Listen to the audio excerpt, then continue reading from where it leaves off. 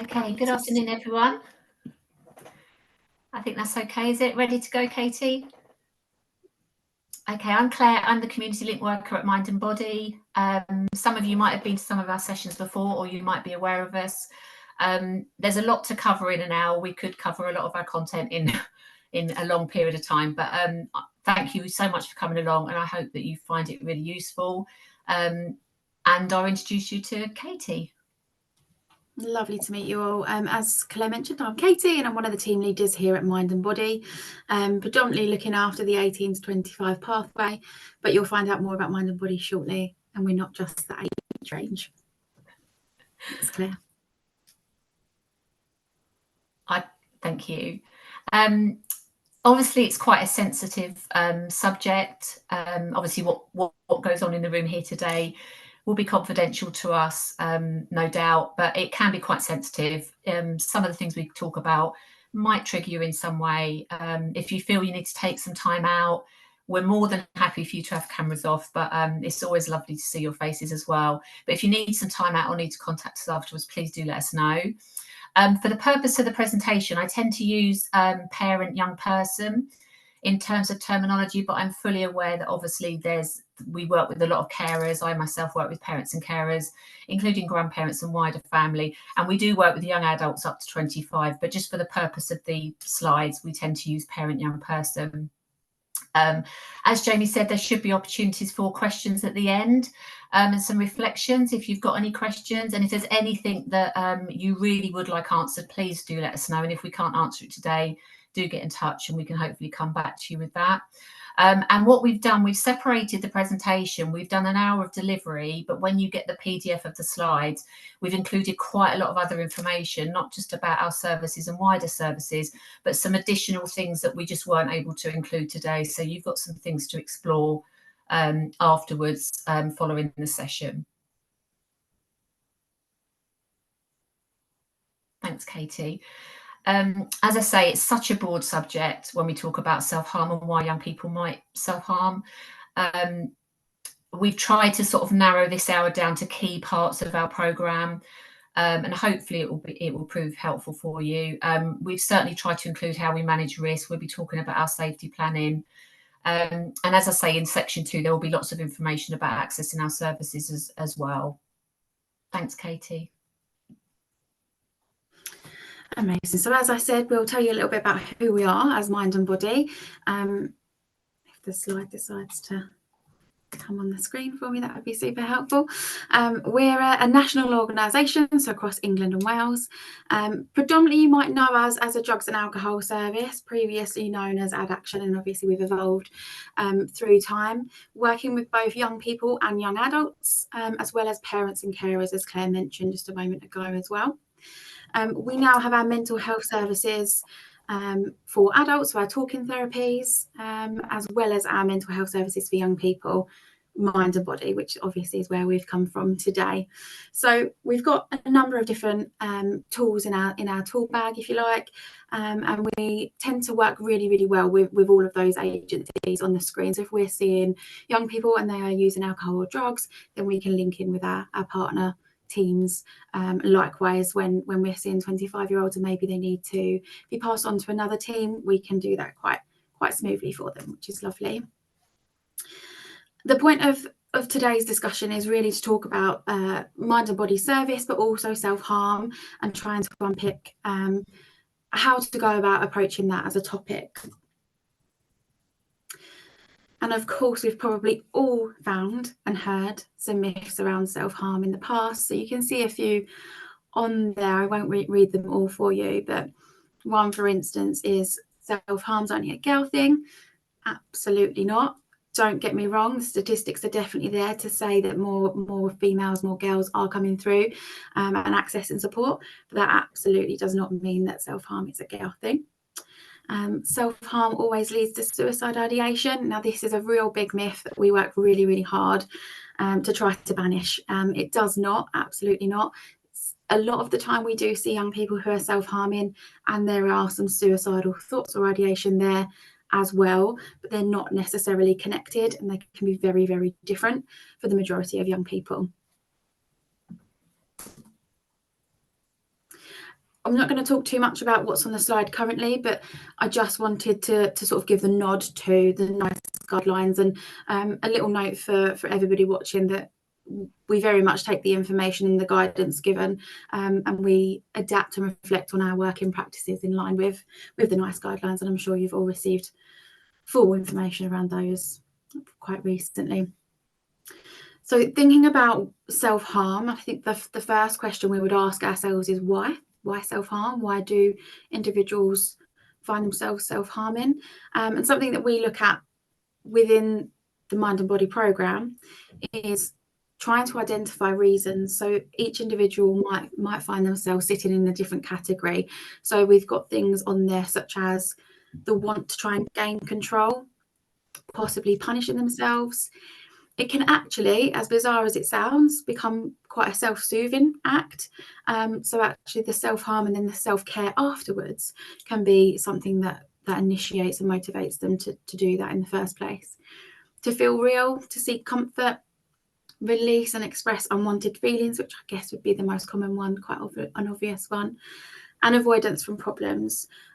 We do also come up against a few extra ones from time to time. We've had boredom, we've had all sorts of other things that have sort of come from the conversations that we have with young people, but we would say that the ones that are highlighted there are the predominant ones for us, and having those conversations with young people and helping them to identify why it is that they're self-harming, we very much find that these categories really do help.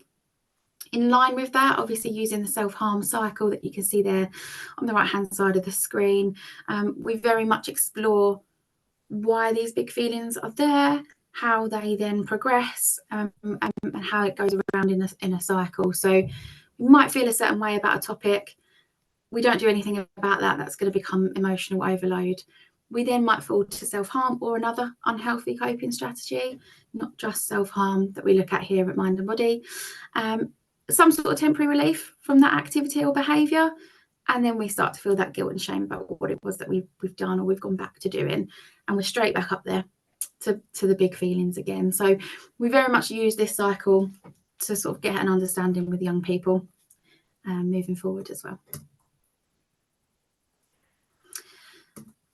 So, thanks, Katie. So this was my part, Katie, wasn't it? We in the initial sessions, and I know from all the roles that you do in terms of work and support with young people, we know it can be really difficult for them to understand their emotions. They go through significant development in their adolescent period, even in very young primary, and we're seeing a lot more self-harm in primary age children as well. So even though predominantly we're 13 to 25, we are starting to see an increase of inquiries for that age group as well. We know that we all have mental health. It's not a linear line. You know, we all need coping strategies throughout our lives, even into adulthood and beyond. We try and help young people understand that it's not about sort of toughening up, because I do believe we can't be resilient on our own. We need the support of others. But it is about letting them understand that, you know, sometimes it's good and sometimes it's bad. And actually there's times in life when things happen and it can be really tough. And it's about having those coping strategies and understanding how we figure things out as a human as well. So if you want to take us on to the next slide, Katie, thank you.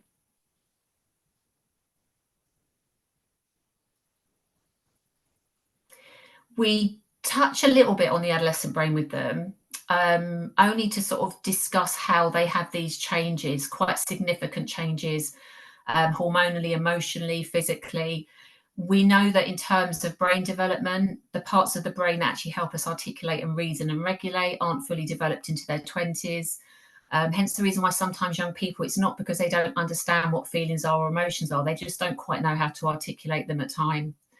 When they're really heightened, and as Katie said, when they hit that overwhelm, that quite often we all feel, and that's part of our response to being emotional and being human, they just don't quite know what to do with it. They get into this state of arousal very, very quickly. And for a lot of young people, this dysregulation occurs. They might risk take more. They start making really poor decisions about things, or they can be really, really avoidant. So really lacking awareness of what's happening around them. Thanks, Katie. There's some brilliant there's a lot of research out there, and I'm no doubt you'll be fully aware of this in terms of what you're supporting and teaching young people. I've just put a table there which you can look at in your own time in regards to the difference between the adult, fully developed adult brain and adolescent. But there's some brilliant research out there, and Sarah Jane Blakemore is a brilliant one to look at, quite scientific. Daniel Amen, Dan Siegel. There's a brilliant book by Nicola Morgan which really helps understand the teenage brain for teenagers, because I think we need them to understand that actually sometimes we get this emotions, this drive of emotions, and it can be really scary. You know, even for us as adults, we can get very heightened, and it's helping them understand, not minimizing it, but helping them understand that this is part of who we are. This is part of how we respond. So understanding their emotional responses and why development takes place can be really helpful for them. Thanks, Katie. We know that we sit in various stress responses. We can sit in that a lot of the time. I've been in a bit of flight today, probably because I knew I was presenting today. So we can get a little bit agitated, you know, might need something to fiddle with. I'm a bit of a fiddler. You know, sometimes I think we can see why young people might need things like fidget toys, for example. We can sometimes get stuck in a response, and that can sometimes be because it's previously helped us to keep safe. So we think it's going to make us avoid other harms. But I think ultimately we do crave predictability as humans, don't we? We crave the sort of safety and security and connection. And when we can't get that, it can be really overwhelming. We know that if we're in these responses for long periods of times, it can be really unhealthy for us. It can actually make us very avoidant of situations, quite fearful. So when we think about young people, quite often when they come through the program, we're looking to see if we can recognise what response they might be in. And actually, for a lot of the young people in our program, they are in that sort of freeze response, some of them in fawn. So, you know, that sort of those when they're sort of disassociating, looking out the window, head on desk, or you know, you think they're not listening to what you're saying when you're trying to give them solutions, they could actually be in a freeze response. There's a couple of links that we've sent in addition to this with some videos that might be useful if you're interested. I think it really helps us to understand not just us and how we respond to young people, but how we can respond to them, particularly when they're disclosing self-harm. Thanks, Katie. And there's a little video which we've attached, which you can have a look at when we send it through. But I think the only point of this slide is that our body, our system, our nervous system wants to keep us safe a lot of the time. And when we feel there's a threat, whether that's, you know, a car going past, someone running behind us, our body's getting ready for something, it's preparing for something. But it can be quite frightening. You know, we get these physical sensations. And I think for a lot of young people, when they start to get those physical responses, they do start to panic. They get a little bit scared by the responses. So we do a little bit of work on body mapping. But we also know that those sort of fight, flight responses we have are so sensitive. And it can actually be that some of the triggers that we think in young people aren't that obvious. And there's other things around us that happen outside of our control. So if we think about things like the pandemic or the news we see, the wars, they're all things that can actually trigger other experiences that we might have felt. And quite often, young people, with the thoughts they have in their head, they believe them thoughts to be real, when actually not all the time they're not. So all these thousands of thoughts we have every day, but it leaves us feeling quite hypersensitive to situations. So it's just being, I guess, aware that for some young people, these feelings that they're feeling, they think are real, and they think are experiences they've maybe had before. So it's just about helping them take some power away from those thoughts that they're having. Thanks, Katie. As I said, we do some body mapping. It's a really easy activity to do with young people. They really like this activity, actually, but I think it just gets them to notice what happens to them. They can't always when they're in that high state of arousal, but if we can help them understand what does it feel like when you're getting that urge to harm, what might it feel like for you? So are they getting sweaty palms? Are they starting to feel sick? Are they complaining of headaches? And quite often people that know us really well, people that know me really well, might recognise something in me in a change. So if we can recognise it and help them to notice it, we can help find ways to help them reset and calm themselves as well. And we know that sometimes those physical things really, really dominate, but it does allow them to make sort of sense of what's happening to their bodies. So body mapping is really easy. You can just draw a picture, you know, gingerbread man. In group sessions, sometimes we've even had young people drawing. We've had drawing around themselves. So anything to help them realise that physical connection. I've left a slide at the bottom when you get it, which talks about the polyvagal system. So it talks about the brainstem that goes from, or the nerve that goes from our brainstem down into other parts of the body, called the vagus nerve. And I think it shows all that sort of, I suppose, that somatic work that's going on, and how we need to just help young people recognise those physical sensations. Thanks, Katie.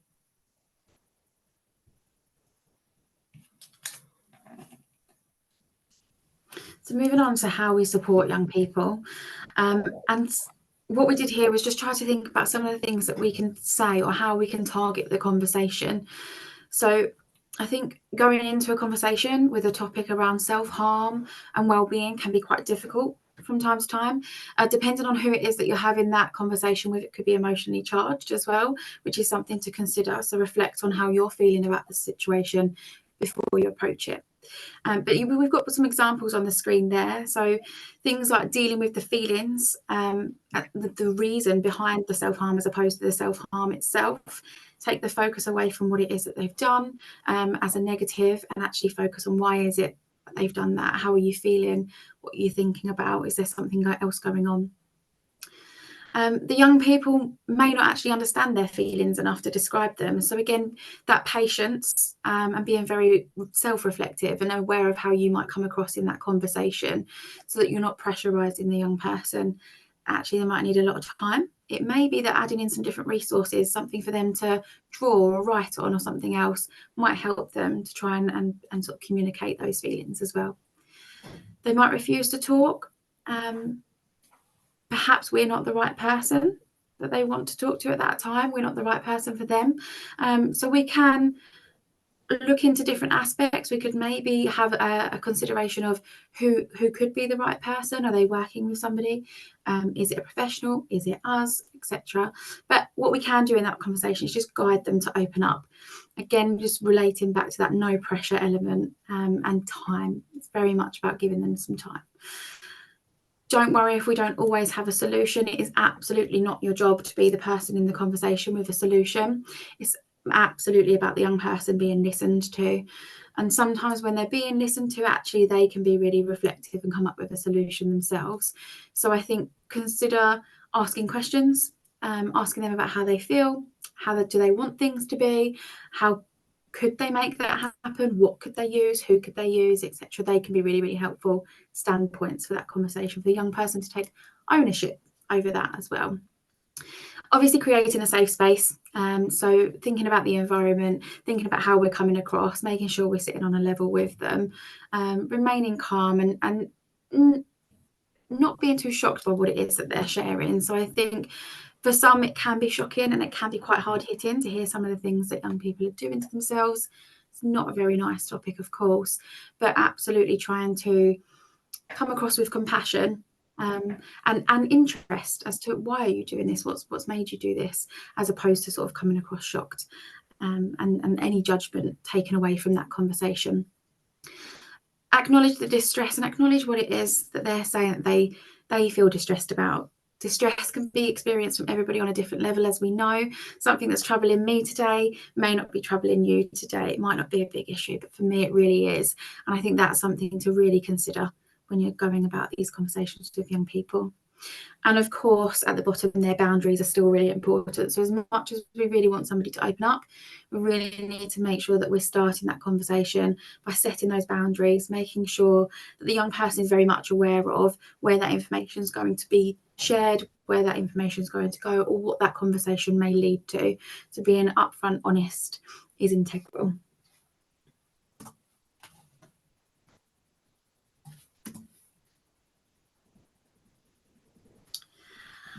Just following on from the previous slide there, so try not to ask them to stop or promise not to self-harm. So things like that we come across quite often in our work, day-to-day work.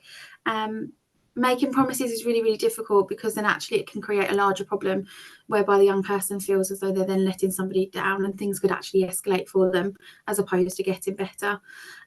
Taking things away and promising to stop doesn't give them anything in its space. So that then just becomes a void. They need something to replace that, and they need time to work on that as well moving forward. Blame and shame, obviously looking back at the self-care wheel, we had guilt and shame on there. So really do try to avoid that blame and shame element when we're talking to young people about what behaviours it is that they're using. Try to accept the fact, you know, this is happening. This is a coping strategy. They're doing this to get through. And then maybe we can look at some alternatives as opposed to being judgmental and telling them to stop. Try to resist the temptation to ask direct questions about why they self-harm. It's more around how are you feeling, what are you feeling, what's going on for you, as opposed to directing the questions towards the self-harm itself. Some young people will find that really distressing, and as we said before, some young people just will not be able to put that into words. So again, considering different mechanisms to use there too. Try not to take control. I think we need to remember that this is something that we apply when we're working with young people across the board, really, in any of the scenarios that might crop up for them. Trying not to take control, letting them take the lead in that conversation so that they feel listened to, they feel like it's at their own pace, and that they can come up with the solutions themselves as opposed to it just all being painted out in front of them.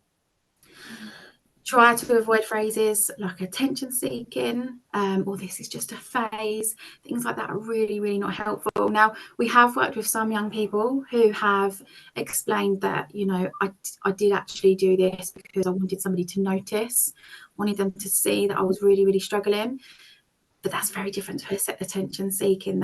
It was an outlet for them. It was an outlet for them to get out all of these frustrations, all of these emotions that they were feeling at the time, and they really just wanted someone to care for them. So for them, they were seeking care by doing that activity. Try not to compare them to others. Everybody's journey is different. Everyone's scenario is different. Comparing them to others just makes them not feel listened to. So it's something definitely to try to avoid. Removing all objects kind of relates back to what I said a moment ago. Taking everything away and preventing that outlet from being possible isn't something that we look to do at Mind and Body. We're very much more of a harm reduction process where we look at alternatives, diversions, distractions, different bits and pieces that actually we could slowly over time put in the place of self-harm, so they're far healthier and much more helpful for the young person. But again, taking that time and those steps with the young person to try and identify the things that are going to work to give them a similar outlet to what it was that they were seeking in the first place with their self-harm. I've popped some questions to consider up on the screen there for you. I won't read them all out word for word, but again, a couple of key points I think I'll just pick out there. Thinking about triggers, so asking young people, you know, why is it that you feel that way? What is it that's happened beforehand? Getting them to reflect on what it is that pushes them to the point that they're at when they're acting. What physical sensations did you mention? So obviously Claire's just mentioned the body mapping. It's a great exercise to do with young people and adults alike, and getting them to really home in on one particular emotion. So when we see young people, of course, they're experiencing a variety of different emotions. So getting them to pick out one at a time and working out what it is that they're feeling and thinking and behaving in those moments so that they can identify that same emotion moving forward. Getting them to reflect how they feel afterwards, considering their environments, and also what could help. So what or who could help. Might be items, like we're saying about alternatives and distractions, could be people. So again, having those wider conversations as we move forward. Throughout the programme, what we like to do is safety plan with young people. So we obviously manage risk from point of referral, and then as we're moving through the programme, something that we do with each individual that we see is a safety plan. Now this will be shared with the young person themselves. This will also be shared with parent or carer if they're involved and it's safe to do so, an emergency contact of some kind in its place, but also now the GP, possibly school and other agencies that are working with the young person as well. So again, we will monitor on a case-by-case basis who and where it's appropriate to share that information with.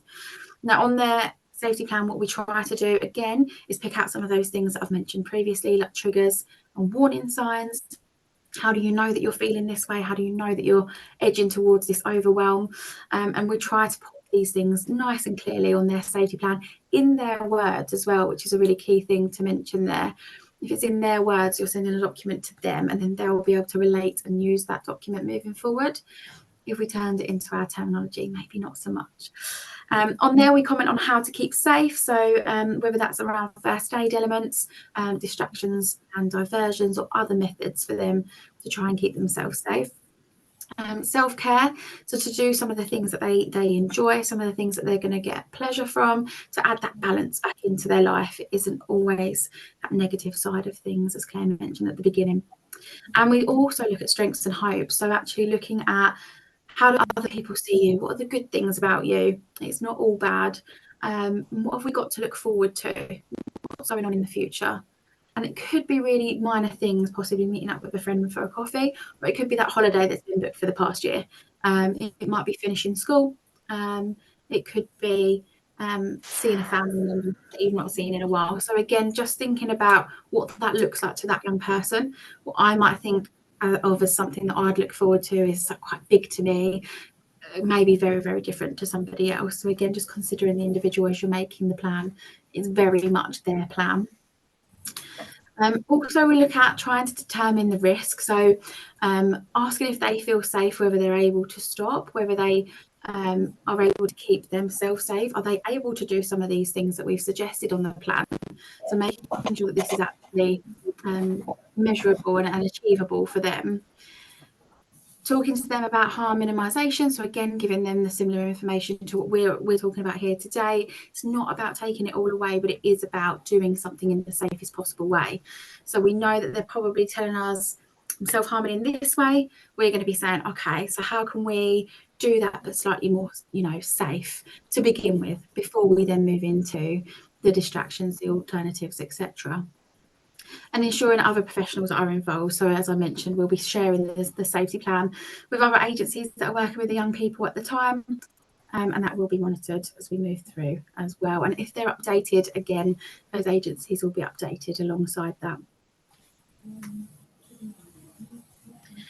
You can see one of our safety plans on the screen broken down there. So again, what we try to do is just look at that keeping myself safe element. We'll break that down for the individual. So we see people between 13 and 25. For some, they might be at school. Some of them, they might be at college, at uni, at work. So again, we would change that to fit each individual. So any environments where they're spending a chunk of their time, we would pop that on their safety plan and we'd consider how can we keep safe in that particular environment.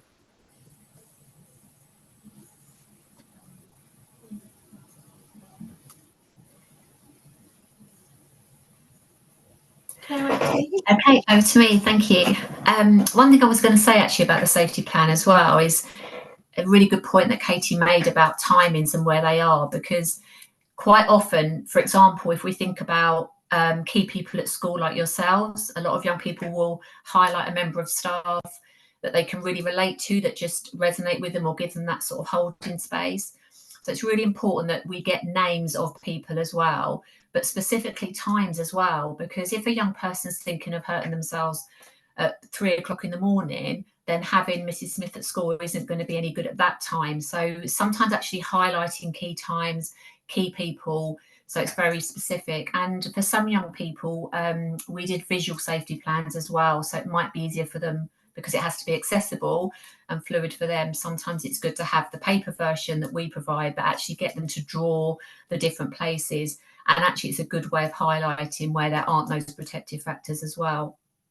But in terms of unhelpful thinking styles, there's a couple of slides added on the end that have got more detail actually around these, but I think it's one of the things on the programme is ultimately we're trying to reduce risk, we're trying to minimize harm and severity and frequency, but we're also working a lot on their, I guess, learning to identify the qualities they have, understanding how they respond, understanding how other people respond, understanding they're unique to anybody else. But their thinking and how they communicate with themselves really important, because quite often young people have very catastrophized. As we know, what starts off, as Katie said, as a very small thing that we may think, oh, goodness me, why are you worried about that? To them, that could be huge, you know, and we all feel differently about things, don't we? We all have different experiences that allow us to behave the way that we do. So I think for young people, trying to identify which thinking style they fall into can be really important, because then we can help them find alternative ways of talking about themselves or taking power away from those thoughts. I don't know about you, but we do, as humans, we have thousands every day, and most of which, as I said before, aren't real. So it's about, when we have them, how can we reframe the language? How can we change the way we think about those things? And sometimes we have to worry about the things we're thinking about. They're our thoughts, they're our worries. But other times we need to just sort of put a hold on them. So for young people in the program, we tend to see a lot of comparing, despairing. That seems quite obvious, I suppose. You know, they're prettier than me, they're cleverer than me. What's the point of me? We get a lot of judgments and assumptions. So I'm not going there because last time I went, this is what happened. So we try and get them to reframe those events. Catastrophizing is certainly by far one of the biggest ones. And I think actually we probably have all catastrophized at some point in our lives. But young people who start off with what they think is a minor thought or worry can start leading to much bigger thoughts. And actually a lot of young people will then start displaying thoughts of hopelessness, because if they're not going to get to where they think they're going to be, what's the point? And then what's the point of me? And then I might as well just not be here, and then nobody will miss me. So it's about trying to help them to reframe some of those statements that they say to themselves. Thanks, Katie. We do quite a few activities. We have some CBT approaches, like the hot cross bun cycle. We know that those thoughts can sabotage the way we think and feel. If we think about young people, it can make them very fearful. We know, you know as well, probably with school avoidance at the moment is quite high. They can make them fearful of social situations, things that they might have attended before, they might stop attending because of some of those thoughts and those patterns they've developed. And we know that actually they can really fuel our emotions. They can really stop us from making good decisions or solving problems that we would have somehow solved much easier before. So helping them to create new thought patterns is really important. And a big part of that, as Katie said, is all the protective factors. We do lots of activities like the mask activity, the big eye, little eye, really trying to get them to hone in who they are. So their uniqueness, who are they to other people? What does it mean to be that person to somebody else? So we're really trying to help with their strengths. We know a lot of young people will mask behaviour. So if we think about that fawn response, and that can be exhausting. I talk to a lot of parents and carers day in, day out who say, young people will come home from school and they have a complete meltdown. And at school, actually, they look like they're coping, but as we all know, if we go to an event or we go somewhere, we might put on a show, we might put on a face, but, we might not always be feeling it. So sometimes it can leave us feeling really, really exhausted. And I think that's what happens with a lot of young people. It takes a lot of energy sometimes just to get themselves out the door when they're feeling that way. Thanks, Katie. We're going to talk a little bit more about some of the strategies we use on the programme, and I have included the full slides of these for you to look at. They were just very small text, and you can look at that in your own time.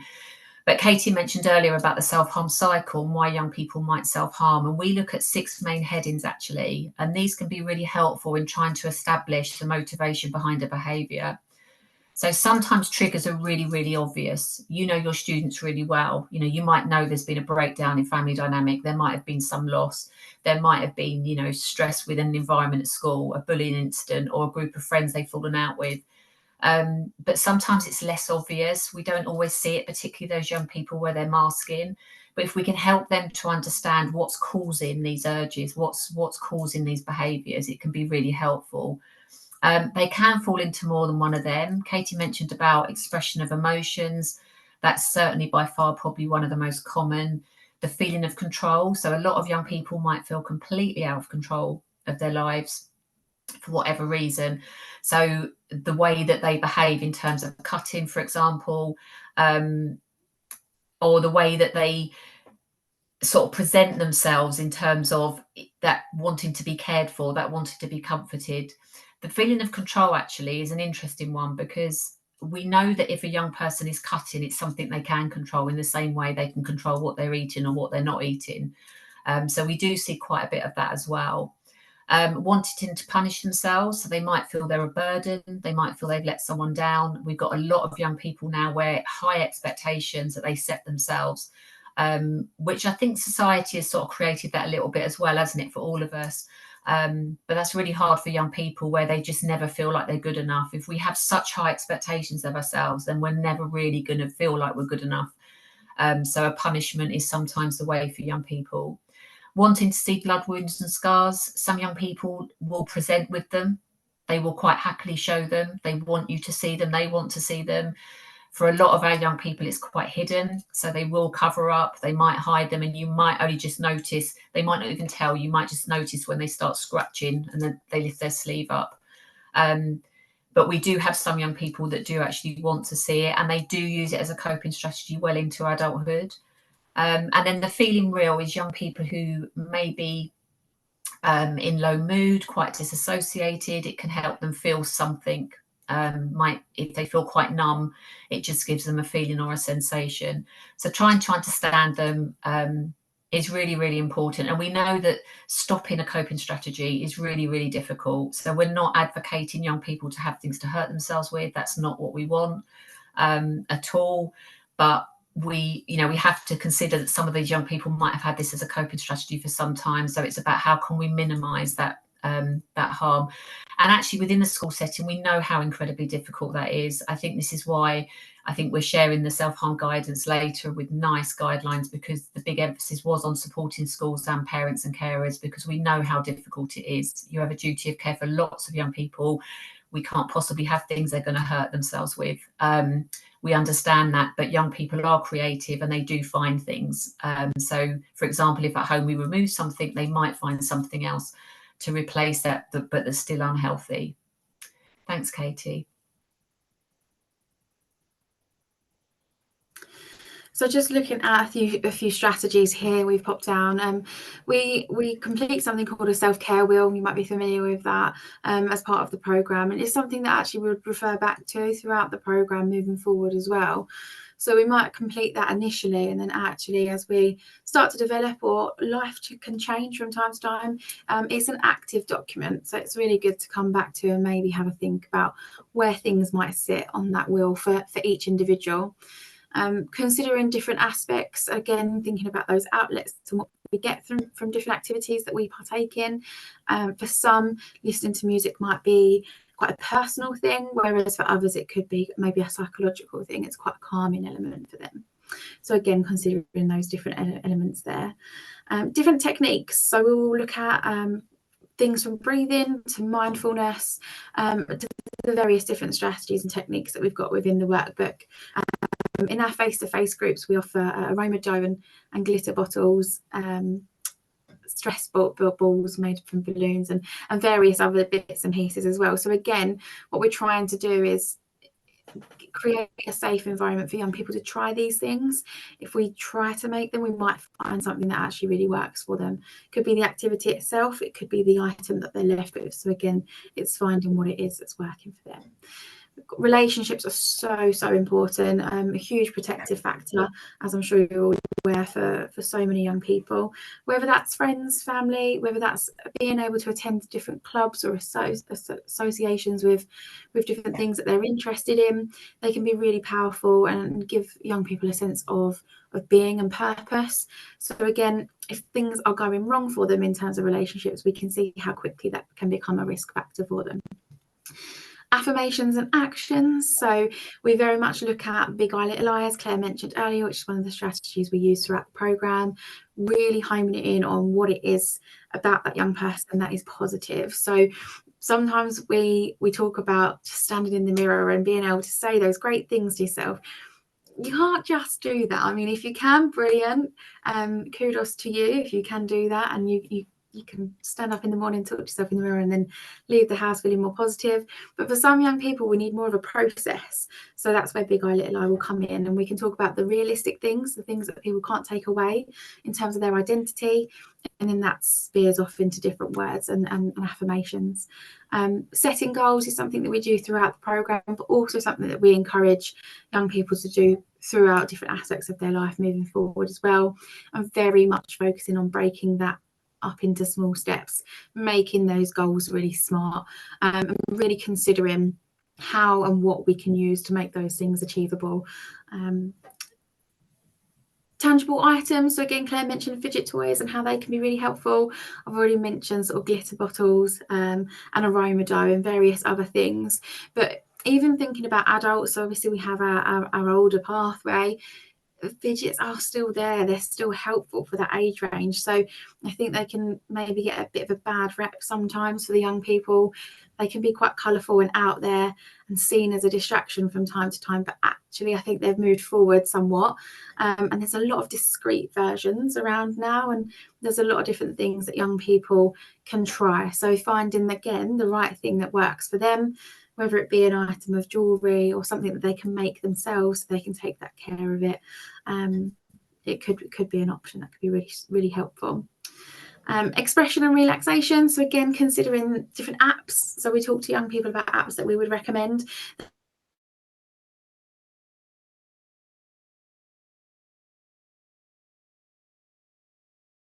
They might have self-care and their relaxation. So whether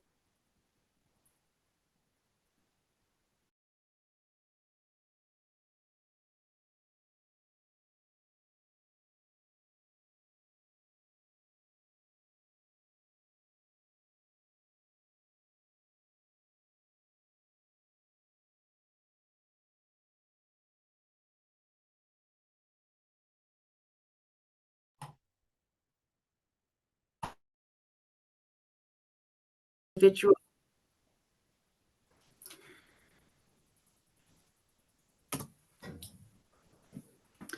strategies to help in the moment. So again, we've touched on lots of them there on the previous slide, but also thinking about physical things that they can do. So you can see there's a little list on there, considering drinking or splashing cold water, breathing techniques we've mentioned before, and there is a number of different breathing techniques. So again, just suggesting breathing techniques to a young person and sending them on their way maybe isn't quite enough. Exploring a couple of different ones with them, giving them maybe a handout of the instructions so they can practice it in their own time and really find themselves with it would be more beneficial. So again, they can find the one that really suits them. We've got various different tension release and muscle relaxation objects that you can use or activities that you can do, anything that supports. So for some, going to the gym could be a really good activity, maybe not for others. Again, going for a walk could be, or using a really tough stress ball, whereas others might use something really soft and squidgy. So again, you've got that variation of different activities there. Tapping and comfort techniques. So it isn't always about breathing. We can bring tapping into the mix as well, and that can be really well received by some young people because again, it's got that physical outlet to it, the physical element. Gripping, rubbing and curling, of course, we've spoken a lot about those fidget toys and the various different things that we can use physically. Stretching, as simple as it sounds, we put stretching on there. So whether that is a simple stretch or a little routine that you've created for yourself, whether you're attending something like yoga or an alternative, that can be really, really powerful and helpful in the moment as well. Something that you can do no matter where you are. You don't have to go to that yoga class. Maybe you could do a little movement where it is that you are in that moment. You've got the various different distraction apps on there as well, and we would recommend a handful of them. So there's things like Calm Harm, specifically for self-harm, and then we've also got Move Mood and various different things like that that can support moving forward with some of the strategies. So it might be that they've got some mindfulness activities on the apps themselves as well. And again, very much referring back to finding the right one for each individual young person. We share a handful of them in a session and ask them to only download one at a time if they're going to try and find the one that they want to try. One at a time, spend a couple of weeks on it. if it's not working for you, try a different one. Don't overload yourself, because that could be just as much of a hindrance as not using any at all. Affirmations, as we've mentioned throughout the presentation, can be really powerful, as well as safety statements. So for young people, having those statements around how they feel safe and secure can be really powerful for them. Something for them to remember, actually, especially if it's in a moment of, I was going to say crisis, but actually doesn't even need to be crisis, just that high anxiety moment. Actually, those safety statements can come in really, really helpful. And imagery, of course, anything to kind of sit back and think to yourself, wherever you are. We've probably all done it in some training at some point or another, where they ask you to close your eyes and think about a scene, the beach with the splashing of the water. As cheesy as it sounds, actually some imagery, again, fit into the young person and their individual circumstances. Something that they can really home in on and think about. And again, we can talk to them about how to do that, and how to process that, so they've got a really full picture, so it lasts and it gives them some sort of outlet.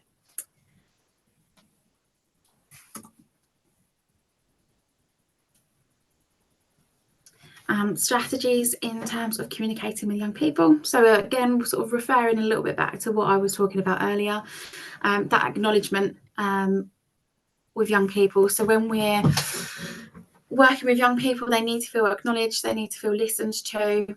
They don't want us to come across as if we're disappointed in them, or we disagree with them, or we're judging them. So just acknowledging that something that's big for them is big for them, whether it's big for you or not. Asking, so remembering open questions, they can help a young person consider their thoughts and feelings, but also when you're asking them questions, they're very much leading that conversation. They're letting out what they want to let out. It's not too direct and it's not closed. You'll also be able to establish whether they want a solution or whether they want comfort. So again, you'll establish what it is that they want from that conversation and what their needs are at the time. Opportunities. So again, the focus is less on them and looking for signs that they might want to talk. Are they hanging around after a class? Are they sort of always in the background waiting for their moment, but they've just maybe not been brave enough to step forward? So just looking for the opportunities with young people to, of course, create that safe space and initiate that conversation, which, you know, throughout the day that can be really difficult when there's other tasks and things in hand, but maybe just being mindful of who it is that's maybe lingering or sending those subtle hints. Listening. Are we speaking more than we're listening? So again, thinking about how much you're giving to that conversation, how much it's being led by the young person. Are we using open questionings to get them to speak to us a little bit more, or are we sort of pushing our solutions and what our expectations are onto them in that conversation? So very much reflect on how you're approaching that conversation to make sure that we're listening, and you know, give those little nods, let them know that you're paying full attention, give them the subtle hints and signs that they're being listened to. Refer back to what it was that they said. Check in to make sure that you've heard them right. So if they've used a particular phrase, you can go back on that and ask them about it.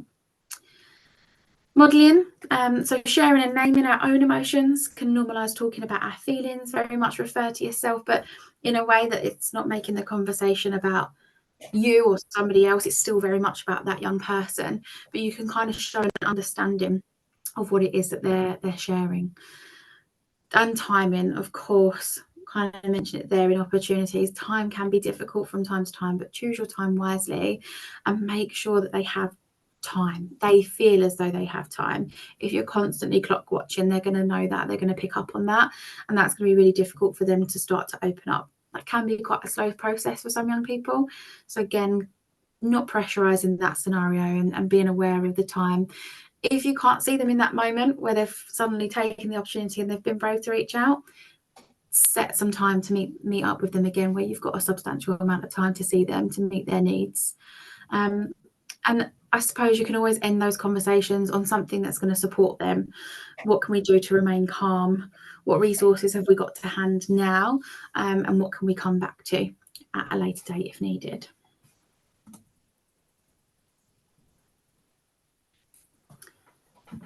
Thanks, Katie. There was just something I wanted to pick up actually when we were talking about, I think it's really important to think about what they need, but also what we need in a situation, because you're not always going to be available. And I think we do appreciate that. And I think young people still need to know there has to be boundaries. It's about giving them that agency, but also about setting rules and boundaries within a certain situation. And I know with parents that I talk to, when we think about young people in crisis, keeping a log, keeping a diary of to try and identify patterns can be really, really important, not only in evidence into you as staff, but can be helpful for you. So when we go back to those responses, if we can recognise young people in a certain response in certain lessons or certain environments, the canteen, maybe in the playground, or even before they even get into school on the bus, can be really helpful. And I think in terms of strategies as well, moving on to this slide, is that we know that actually in schools, sometimes in settings, you can't always have some of these things available. But it's about where is there a safe space where they can access it. And if they can't access it by having tangible items, are there small things that they can have with them? And also that imagery and those statements, they're things they can do without having resources. And that's why those techniques are really important, things that can help them reset to then take on some of those healthier distractions. But in terms of communication, there's, communication isn't just verbal. We know that. With parents, we often talk about the fact that young people just can't articulate how they're feeling. Sometimes they don't want to talk about how they're feeling. They don't understand themselves. So trying to get them to find other ways to communicate how they're feeling can be really important. And these are just a few examples. So we look at our RAG system on our safety plan. We use the traffic light system. So young people have been known to do emojis in different colours. They might wear coloured bands. There might be signs on doors. Obviously, that would be in the home environment, but there are some of these things that we could bring into school. So it could be that if they're wearing a certain thing, they just need to be left, but they need someone near them. So it's just trying to identify on the safety plan what could help them. So this is what we might need from you in school, but what is it that you need from us as well, so that we can make an environment harmonious for them. The written things can be really helpful as well. So worry jars, post-it notes at home. Young people can often carry things. So it might be a way of, I need you around me, just being close to someone. Actually, we need connection. And we talked about our nervous system wanting to feel safe. If we're with someone that makes us feel safe, we're going to feel safe, aren't we? And they're going to make us feel safe. It's all about sort of co-regulation. So sometimes they might not want you to talk to them when they walk in your office. It might just be about allowing them a space to sit with you because you give them that calmness. So just a few examples there.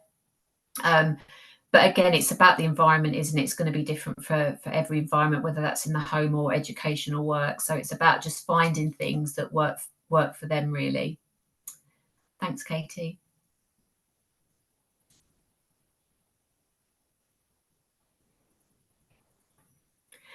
And what we sort of aim with the programme, and probably a lot of the things that you're doing in school already, is identifying them when they have that overload of emotions. So if we can try and find some alternative strategies, and it's on a safety plan, something that's focused, a plan that's been agreed by everyone concerned, it can be really helpful for young people because they know there's that safety net for them. And it's about trying to intervene and break that cycle. So when they get that overwhelm, they find something healthier to go to. Having said that, right at the beginning, I mentioned about how life is not this linear journey. We know things can be really difficult for us at times. We all need coping strategies, all of us. So it's about, when things don't go as well, which at some point they might not, how are we going to address that? And where might we address that? So thinking about where they might be, as Katie said, on a safety plan. Are they on the bus? Are they at school? Are they at work? Are they at a particular club? Is it particular people that threaten them? So trying to sort of preempt some of those situations. But as we know, life throws things at us sometimes unexpectedly. So it's about having those coping strategies with us a lot of the time. And that's where those sort of grounding things can really help. The things that we don't need access immediately to something, we can do that within ourselves. Thanks, Katie. Looking after yourselves too. We know we are in these jobs, in these roles, because we want to make a difference. We want to help young people. We want to, feel like we're we're giving everything to them, but actually none of us can pour from an empty cup. And it's really non-negotiable that we have to be taking care of ourselves too. And I always think, when I think about school staff, and I've worked in schools, I think about, even our start of days and our end of days, are we having time to connect with other people and talk about how we're feeling? Have we got strategies in place when we finish lessons to help calm our nervous system? Because we can be left quite heightened. So really important. I think wellbeing plans should be common for everybody. We should all have one. But I think, certainly thinking about yourself in those environments is really important, and having someone that you can connect with, having your own strategies and moments and sharing them. And as Katie said, modelling and talking to other people. It can be really important. Young people need to know that we're human too, and we're not there to tell them about our problems, but actually, they need to know that that is part of who we are. But as I say, connecting and caring for others is important. I think that, to me, is part of one of my self-care things. I feel good when I'm looking after people or looking out for people. But really important you are as well. And even after a session like this, you've had a busy day at school, you've come onto this session, just take some time for yourself too. We've come to the end of the recording, I think. I mean, we could talk about some of these things ongoing, really, and separate them into different sections in terms of communications and strategies. We have sent a few extra slides with the pack when it comes out. We hope it's been useful. And there is a feedback form if you don't mind filling that out for us. But as I say, an hour probably doesn't do it justice, really, Katie, does it? It's something we can talk about a lot more, but we hope you found it really useful. Thank you so much for your time, because we know how incredibly busy you are. And as Jamie said, I think we're going into breakouts, but hopefully I don't know if it's questions now, Jamie, or if you want to come back to us, but if any. Okay, so a self-harm guidance has been created for both Kent and Medway. It's been developed in partnership with the ICB in line with the NICE clinical guidance, but other key partners from the NHS and voluntary organisations have actually contributed to this. So there's been a lot of expertise, a lot has gone into it, and it's a really, really well-made document. The guidance actually includes advice for schools and settings, as well as parents and carers and young people themselves. And it's actually got policy and templates and links to training for schools. So again, there's a lot in it. At the minute, it's just having its final rubber stamp. So everything is happy with it. Everyone's happy with it. It just needs one final rubber stamp. Once that's happened, it will get sent out to everyone, schools in Kent and Medway. So you hopefully should be receiving it in your inbox very shortly. But just quickly, if I just move the slides and just give you a couple of examples of what you can kind of find in there. So the first one you actually look at, there's some actual practical strategies in there. There's a whole section which you can again use in your schools. There's a part actually where some schools have obviously a self-harm policy all set up, but not everyone. So there's actually a whole part in there about how to set up a policy within your school, or to maybe even to improve it, the current one you've got, or to maybe see where you're at with it. And there's another part there I've just shared as well, which actually has a lot of, again, these are just small pages, but there's big sections here of just actually work you can do with parents, and a whole section with young carers as well. So again, that's going to be sent out to everyone. If you're part of this, hopefully it will go to your actual inbox yourselves, but all schools will get this. And again, it's coming very, very soon. Hopefully we're just getting that final rubber stamp.